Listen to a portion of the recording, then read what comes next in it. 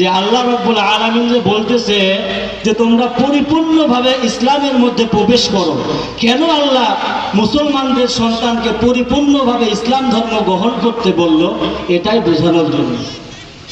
আল্লাহ বলতেছে শয়তানের পথকে অনুসরণ করো না। গান বাজনা কি ভালো মানুষের কাজ নাকি শয়তানের কাজ বলেন?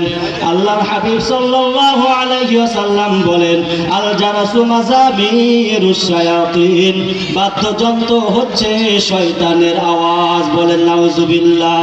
খারাপ বেপরদা মহিলা ভালো না খারাপ? এই মহিলার দিকে যদি তাকাও আমার আল্লাহ চোখটারে উপড়াইয়া ফেলবে। আল্লাহর কোরআনকে মিথ্যা মনে করেছো, আল্লাহর কোরআন কিন্তু মিথ্যা না।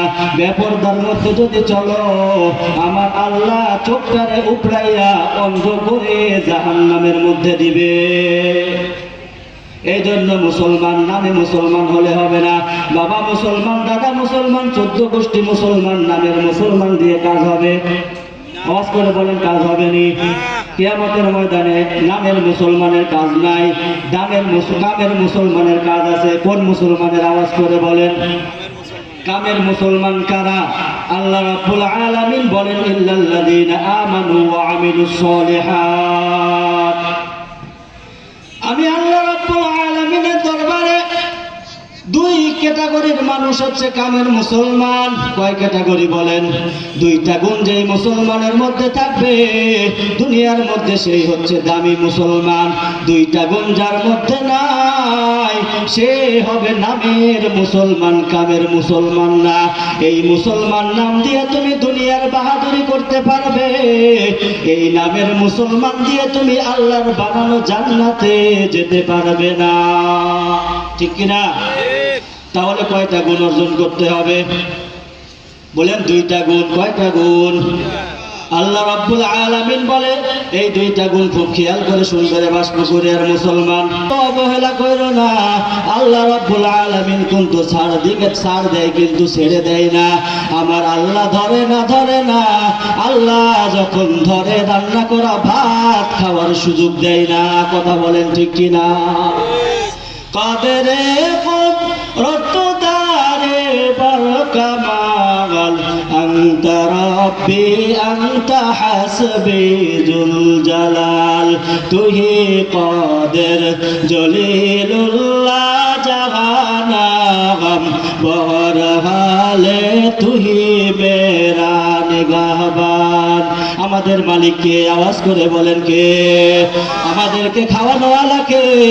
আওয়াজ করো বলে মুসলমান কে? আমাদের মালিক। আমাদেরকে কে বানাইছে? আমাদেরকে রিজিক দিবেন কে? ওই আল্লাহ যদি রিজিক দিতে পারে, তোমার দোকান যদি বন্ধ রাখো রিজিকের মধ্যে বরকত দেয় কে? আওয়াজ করে বলেন। এই জন্য কি আপনারা কি বেজার? সালামের আওয়াজ দেখে মনে হচ্ছে খুব বেজার।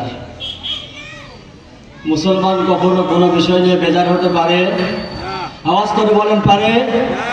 মুসলমান যদি একজন হয়, বেঈমান যদি পুরা পৃথিবী দিকে একদিকে হয়, মুসলমান একা আওয়াজ দিবে পুরা পৃথিবীর বেঈমান মুশরিক একজন ইমানদারের আওয়াজের সামনে বিড়ালের মতো। কথা বলেন ঠিক কিনা?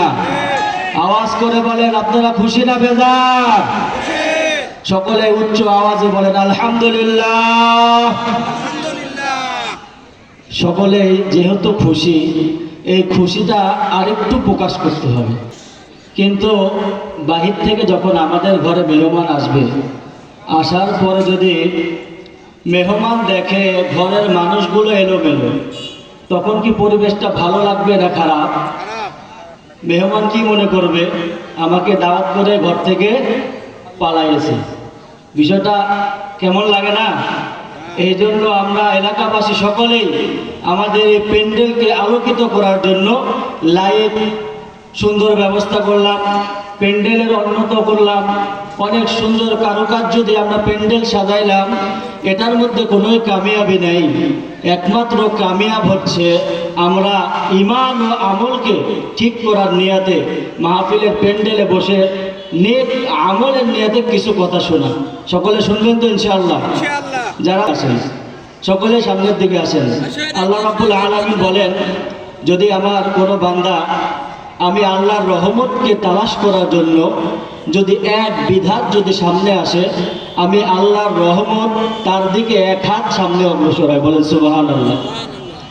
আর যদি আমার কোনো বান্দা আমি আল্লাহ থেকে রহমত পাওয়ার জন্য এক হাত সামনে আসে, আমি আল্লাহর রহমত 3 হাত তার দিকে অগ্রসর হয়। বলেন সুবহানাল্লাহ। রহমত পাওয়ার দরকার আছে না নাই? ফেরেশতারা এই প্যান্ডেলটা চতুর্দিকে ফেরেশতা দ্বারা আল্লাহ ভরপুর করে রাখছে, এবং আল্লাহ রাব্বুল আলামিনের সিসি ক্যামেরায় আমাদের এই মাহফিলটা আজকে রেকর্ড হয়ে যাচ্ছে। কাল কিয়ামতের ময়দানে এই প্যান্ডেলটা আমার নাজাতের উসিলা হবে। সকলে বলেন আলহামদুলিল্লাহ। একটু সামনের দিকে আসেন, আলোচনা শুরু। বাতিল সে দবনে ওয়ালে ऐ आसमान ही हम, बातिल से दबने वाले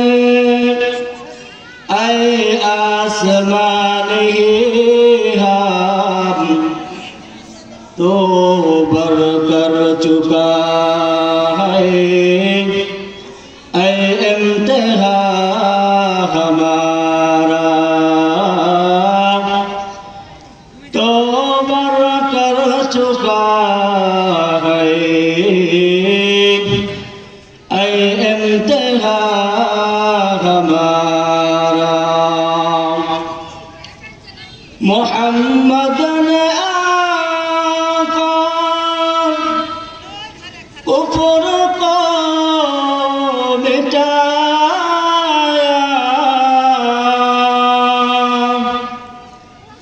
मोहम्मद ने आका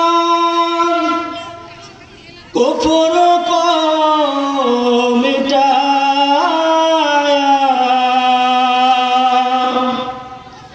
कुफ्र को मिटाकर सदाकत बताया, कुफ्र को मिटाकर सदाकत बताया। सुबह দুই নয়ন মেলে যেদিকে তাকায়, মাওলার নিয়ামত দেখিতে পায়। দু নয়ন মেলে যেদিকে তাকায়, খোদার নিয়ামত দেখিতে পায়। কেমন করব শুকর আদায়, কেমন করব শুকর আদায়, ও গো আমার আল্লাহ তাআলা, লা ইলাহা ইল্লাল্লাহ, জোরে লা ইলাহা ইল্লাল্লাহ, সাল্লাল্লাহু আলাইহি ওয়াসাল্লাম। سبحانك لا علم لنا إلا ما علمتنا إنك أنت العليم الحكيم। الحمد لله।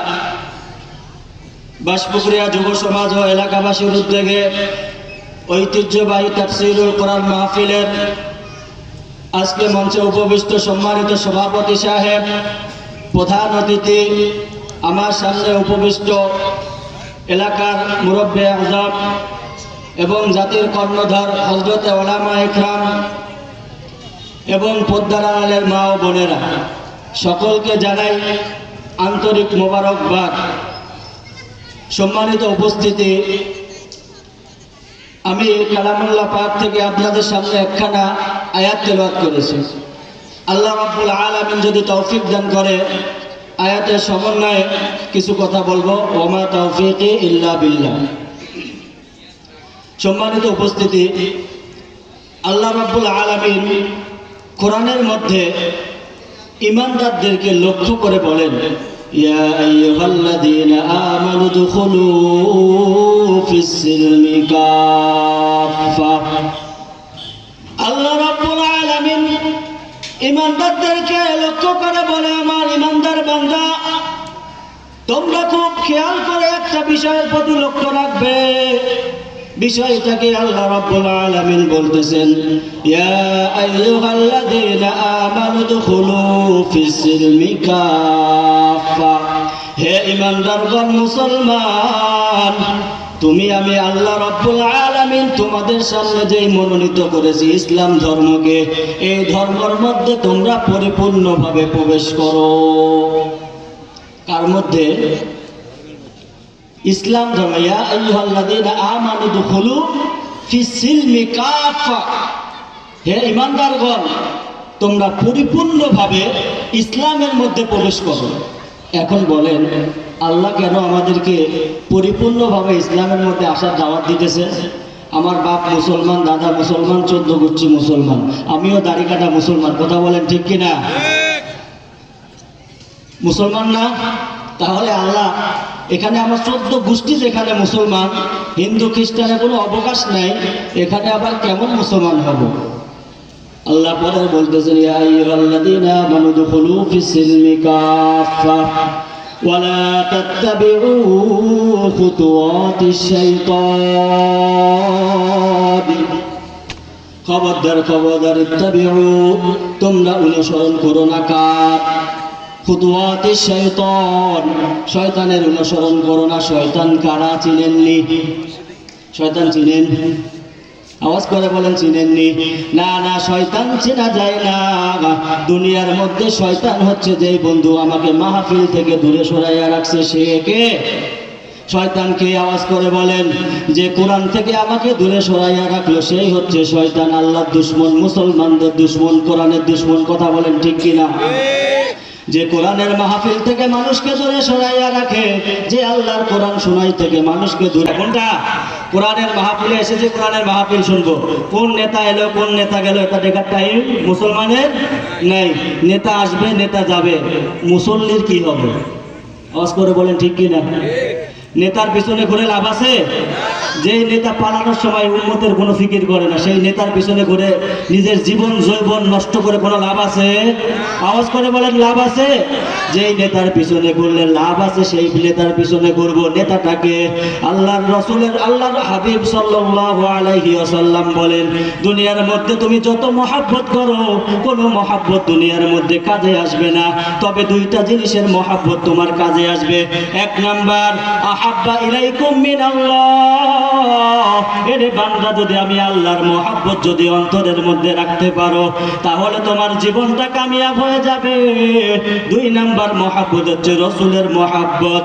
রসুলের মহাব্বত যদি অন্তরে ঢুকাইতে পারো, তোমার দুনিয়াটাও কামিয়াব হয়ে যাবে, পরকালে মুক্তি দিয়ে জান্নাতে দিবেন কে? আওয়াজ করে বলেন।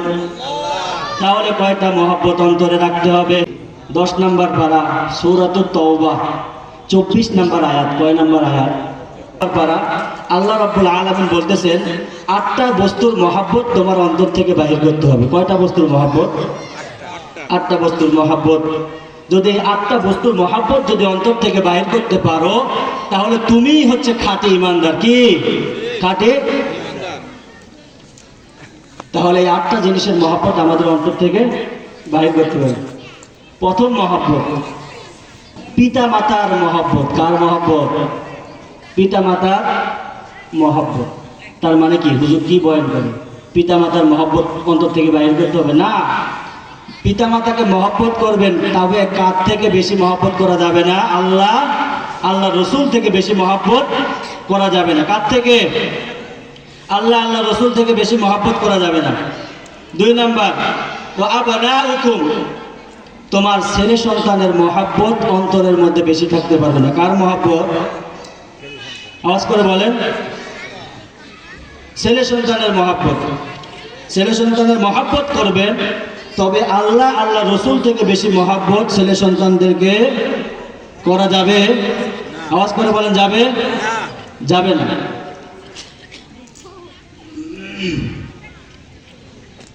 3 নাম্বার, স্ত্রীর মহাব্বত। কার মহাব্বত? স্ত্রীর মহাব্বত। স্ত্রীকে মহাব্বত করবেন, তবে আল্লাহ থেকে বেশি নয়। 4 নম্বরে যেই কথা, এটা বললে অনেকের দিলে লাগবে। কোথায় লাগবে? অনেকেরই দিলে লাগবে।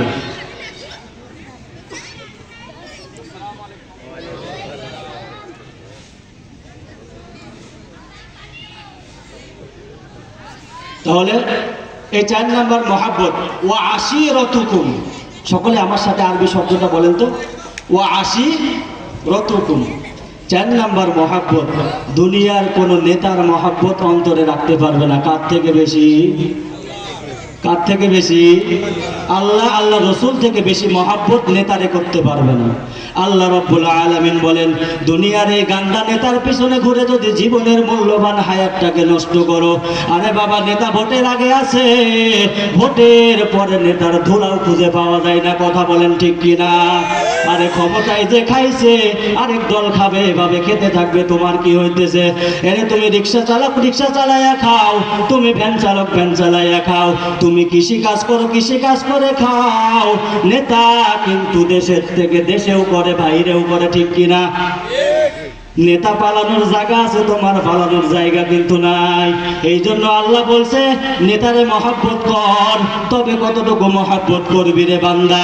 নেতারে মহাব্বত করবি, নেতার মহাব্বত থেকে আল্লাহর মহাব্বত, আল্লাহর রসুলের মহাব্বত থেকে বেশি কিন্তু করবি না।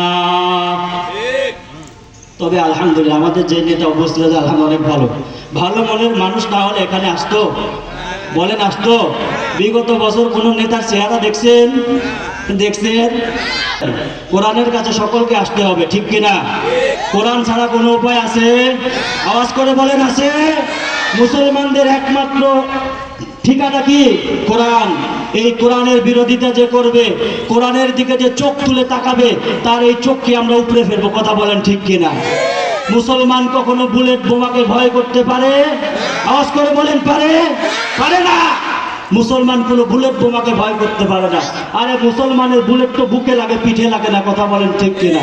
আমরা 2013 সালে শাপলা চত্বরে রক্ত দিয়ে দেখিয়ে দিয়েছি, আমরা 19 সালেও রক্ত দিয়ে দেখেছি, আমরা 2024-এও রক্ত দিয়ে দেখিয়ে দিয়েছি। যদি কেউ এই দেশের মধ্যে যদি অস্থিতিশীল পরিবেশ যদি সৃষ্টি করতে যায়, যে করছে, যে করার জন্য উৎপেতে বসে আছে, কাউকেও মুসলমান ছাড় দেবে না। কথা বলেন ঠিক কিনা? সোজা না। কোরআনের বিরোধিতা করবা, আগুন নিয়ে ছিনিমিনি খেলবা, আগুনে পুড়ে সারকার হয়ে যাবে, নমরুদ যেরকম হয়েছে। কথা বলেন ঠিক কিনা?